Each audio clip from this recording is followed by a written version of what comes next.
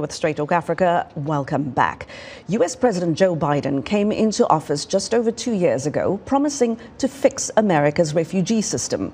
He said he would undo the immigration restrictions of the Trump era and create a system that is, as he put it, fairer and more humane. Part of his plan would be to allow more new immigrants into the US while giving millions of unauthorized immigrants who are already in the country a path to legal status. Well, according to Pew Research Center, roughly 1 million unauthorized immigrants have temporary permission to live and work in the U.S. through the Deferred Action for Childhood Arrivals, or DACA program, and Temporary Protected Status, or TPS programs. So has President Biden made good on his immigration reform promises? We also want to explore why some Nigerians want the U.S. president to give them temporary protected status. Well, I'm joined here in studio by VOA's immigration reporter, Aline Barros, and Gbenga Ogunjimi is the founder of the Nigerian Center here in Washington, D.C. Aline and Gbenga, a warm welcome to Straight Talk Africa for both of you. Great to have you both here. And Aline, I want to start with you. Of course, U.S. immigration is part of your beat. From what you've seen and what you've heard from asylum seekers, from refugees, and from policymakers, has President Biden, on the main, made good on his promise to fix America's refugee program? So the refugee program has started coming from a 15,000 ceiling refugee cap. So as soon as he came in the office, he set that ceiling to 125,000. The country hasn't been able to reach to that point, but yesterday USCIS officials held a public meeting where they said that they were excited and they were optimistic that the numbers are increasing. So they have already had about 41,000 applications, people that they've interviewed, that they're going through the pipeline.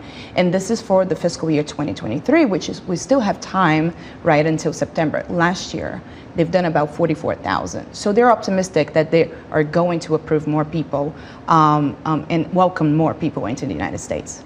Gbenga, you're the founder of the Nigerian Center. You work with immigrants, including refugees, of course, from many places. Given the state of America's immigration system as a whole, where does this leave the people who tend to come to you for help? Well, the Nigerian Center has been very vocal and active, calling this administration to deliver on its promises to reform the immigration and extend the same level of opportunities extend to other parts of the world to Nigeria. And that is why we are advocating for immigration benefits such as TPS. We currently have at the center opportunities for folks to come in to have immigration, education, representation, counseling, but we think this administration extending equal opportunities extend to other parts of the world, to Nigerians, to Africa, will really put our community on the path of realizing the American dream. So in your view, has the president delivered on his immigration promises?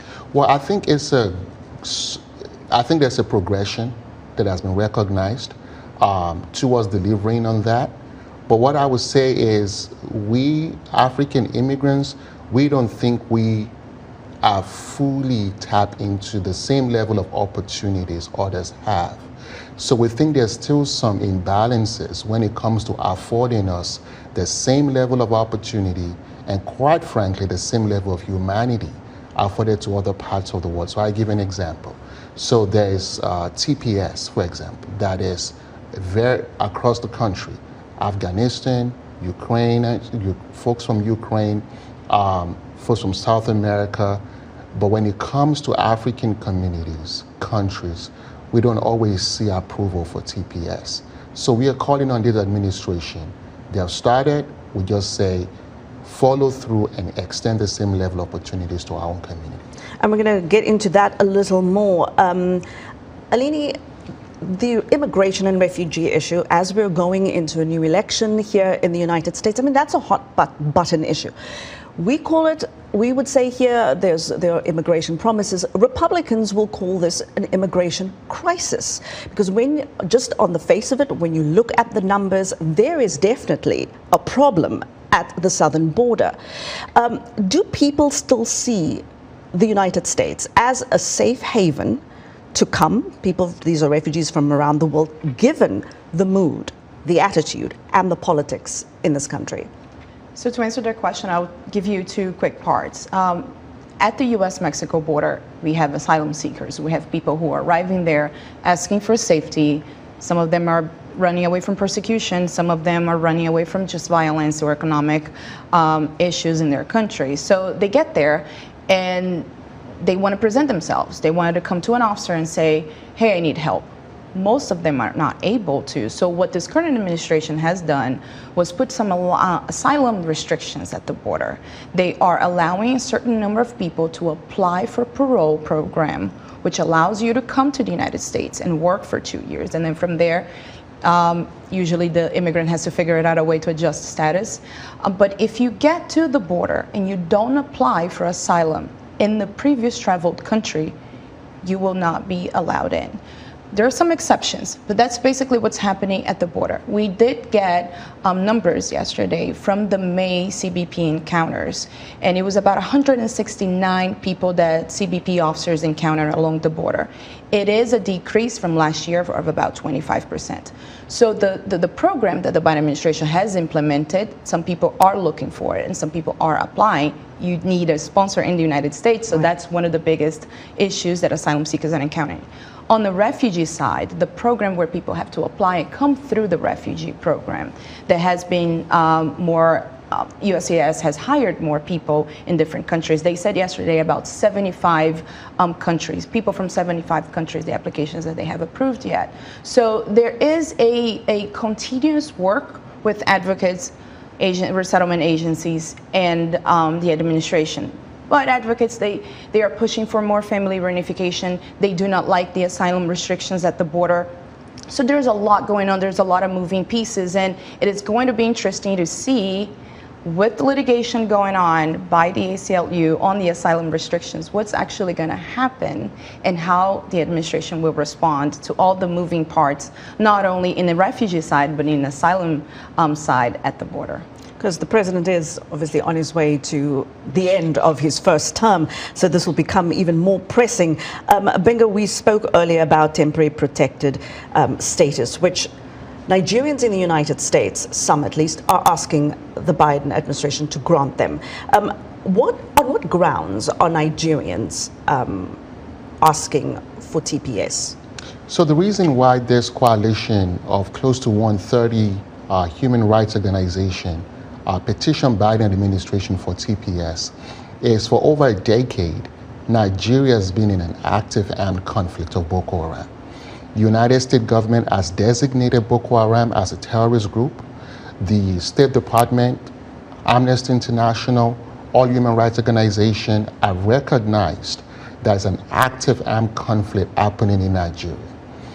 Even in Nigeria, over 2 million people are internally displaced. And the requirement for TPS is simple. When there is an active armed conflict in a country, the Secretary of Homeland Security has the power to grant such a country TPS. We are not asking for anything that is not in the books or something exclusive to Nigerians.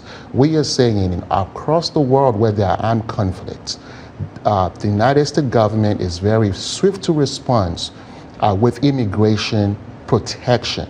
So we are saying there's an opportunity to save lives, and the ground is the active armed conflict happening in Nigeria. Aline, another hot button issue is the one around DACA, of course. Very briefly, tell us a little bit more about DACA and what the status is of it. And just for our viewers, this is, of course, was a presidential initiative by former President Barack Obama to give protection to people who were brought to the United States as children who are undocumented. They're called the Dreamers.